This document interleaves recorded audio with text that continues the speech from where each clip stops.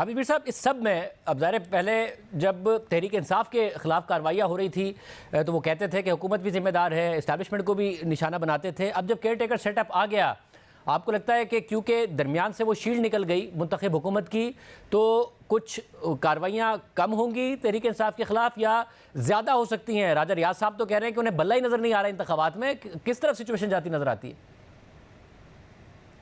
देखिए, मेरा ख्याल है कि अब तहरीक इंसाफ इतनी मैटर नहीं करती। मैटर ये करता है कि आइन की पासदारी कौन कर रहा है और कौन नहीं कर रहा। तहरीक इंसाफ इररिलेवेंट हो चुकी है। कुछ लोग जो हैं वो बिल्कुल ब्लाइंडली उनका सिर्फ ज़िंदगी का एक ही मकसद नज़र आता है कि इस पार्टी को ख़त्म किया जाए किसी तरीके से, ये पार्टी जो है ये दोबारा इलेक्शन ना लड़े, इसको सीटें ना मिलें। तो उनकी ज़िंदगी का तो यही मकसद है। लेकिन ये देखें ना, ये एक शॉर्ट टर्म ऑब्जेक्टिव है उनका। और लॉन्ग टर्म ऑब्जेक्टिव क्या होना चाहिए कि इस मुल्क का इंटरेस्ट देखें कि ये पाकिस्तान जो है, इसकी जो सलामती है उसका ज़ामिन इसका वो आइन है जो कि हमारे पास एक वाहिद कंसेंसस डॉक्यूमेंट है।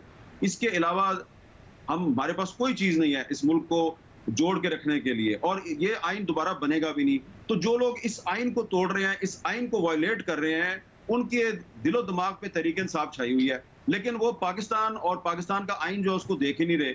तो हम तो उनके लिए दुआएं कर सकते हैं कि अल्लाह ताला जो है वो उनकी आंखों से जो एक नफरत की और तासुब की जो पट्टी है उसको अल्लाह ताला हटाए। और देखिए ना, अगर फर्ज करें कि राजा रियाज साहब की प्रेडिक्शन अगर पूरी हो जाती है तो क्या होगा उससे? क्या वो उस इलेक्शन के नताइज को तस्लीम करेगा? अगर जो बैलेट पेपर है उसमें बल्ले का निशान ही नहीं होगा। अगर आप बल्ले के निशान को शिकस्त नहीं दे सकते इलेक्शन में, और आप बल्ले का निशान जो है उसको बैलेट पेपर से हटाना चाहते हैं, तो ये आपकी शिकस्त है। तो फिर अगर आप जीत भी गए इलेक्शन तो वो कैसी जीत होगी? तो आप तो जीत के हार जाएंगे। तो जो लोग हुकूमत में हों और जीत के हार जाएं, वो लोग किसी रियासत को या किसी मुल्क को चलाने के अहल नहीं होते। वो छोटे लोग होते हैं, और मुल्क हमेशा बड़े लोग बचाते हैं। छोटे लोग मुल्क तोड़ते हैं, बड़े लोग मुल्क बचाते हैं। शहजाद इकबाल साहब, आप कैसे देख रहे हैं तहरीक इंसाफ के लिए? क्या जो प्रेडिक्शन है राजा रियाज साहब की वो टाइम आएगा, या फिर इतना कंट्रोवर्सी क्रिएट हो जाएगी इसलिए कम से कम ये नहीं हो रहा है कि बल्ले का निशान नहीं होगा, क्योंकि लेजिटिमेसी क्वेश्चन हो जाएगी इलेक्शन की?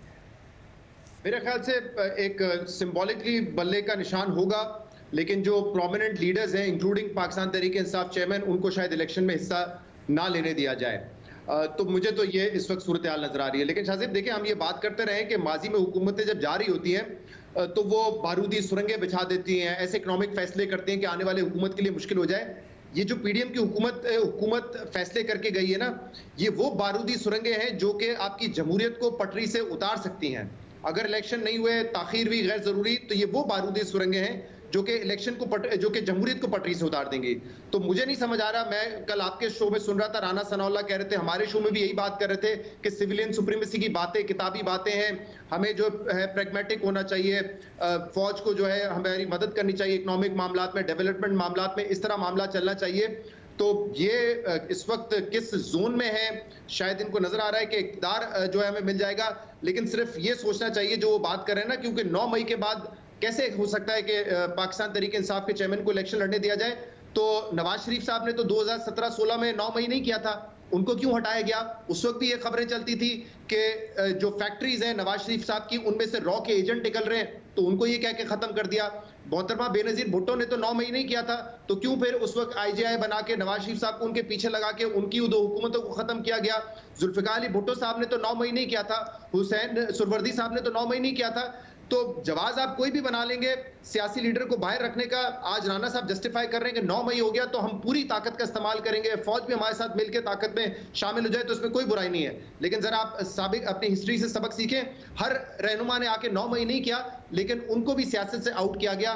तो एक और पार्टी को और लीडर को आप आउट कर रहे हैं। आपको लगता है कि अगर ये सही है, इसी तरह मुल्क चल रहा है, तो फिर चलाते रहें। बहुत शुक्रिया।